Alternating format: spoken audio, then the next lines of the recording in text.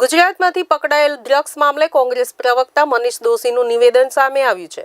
મનીષ દોશીએ જણાવ્યું હતું કે ગુજરાત ડ્રગ્સનું પ્રવેશ દ્વાર બની ગયું છે। ડ્રગ્સ બનાવવાના કારખાના ચાલી રહ્યા છે। કરોડો રૂપિયાનું ડ્રગ્સ ગુજરાતમાં ઠલવાય છે અને ભાજપ સરકાર વાહવાહી કરી રહ્યું છે। અજાણ્યા શખ્સો ડ્રગ્સ નાખી દે તેવું સામે આવે છે, પણ તેમના આંકાઓ કેમ પકડાતા નથી? નશાની આગમાં યુવાધન બરબાદ થઈ રહ્યું છે। ખાનગી બંદર પરથી અનેક વખત હજારો કિલો ડ્રગ્સ પકડાય છે, પણ તેની કોઈ તપાસ કેમ થતી નથી? ડ્રગ્સની સિન્ડિકેટને નેતૃત્વ કોણ આપે છે તેની તપાસ થવી જોઈએ।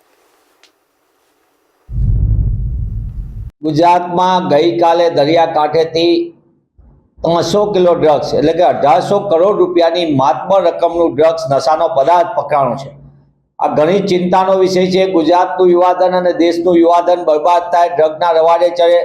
આ નશાનો કારોબાર બે રોકટોક ચાલી રહ્યો છે અને ગુજરાતનો દરિયા કિનારો હોય કે જમીની હોય, ત્યાંથી મોટા પાયે પ્રવેશદ્વારની જેમ ડ્રગ્સનો હેરફેર થઈ રહી છે। ગુજરાતમાં માત્ર દરિયા કિનારેથી નહીં, પણ ગુજરાતમાં અનેક બંધ ફેક્ટરીઓની અંદર ડ્રગ્સ બનાવવાના કારખાના ચાલી રહ્યા અને આ કારખાનાથી સમગ્ર દેશની અંદર અને વિશ્વમાં પણ ડ્રગ્સ બનાવવાના આપણી સામે પુરાવા આવ્યા છે। ત્યારે કરોડો રૂપિયાનું ડ્રગ્સ ઠલવાય અને ભાજપની ભ્રષ્ટ સરકાર આંખ આડા કાન કરીને પકડાણા પછી વાહવાહી કરે, મને એમ લાગે છે આનાથી મોટી કોઈ ચિંતાનો વિષય ન હોય।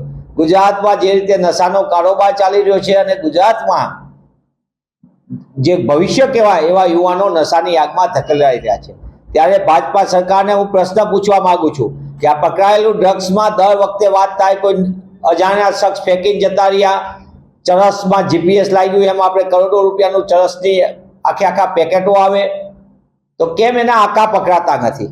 એ હેરાફેરી કરનાર ગુજરાતની અંદર કોણ કોણ એ લોકો છે કે જેના કારણે આ દેશનું યુવાધન ને ગુજરાતનું યુવાધન બરબાદ થયું છે? આ નશાના વેપલાને કોણે લાયસન્સ આપ્યા છે? કઈ રીતે આ હેરાફેર થાય છે ને કેમ અટકતી નથી? સરકાર દર વખતે કરોડો રૂપિયાના ડ્રગ્સ પકડાયા પછી વાત કરે છે કે બહુ સરસ કામગીરી થઈ। અમે પણ કોંગ્રેસ પક્ષ તરીકે કહીએ છીએ કે આ પકડાયેલો ડ્રગ્સ પકડાય અને નશાના આગમાંથી યુવાનો બચી જાય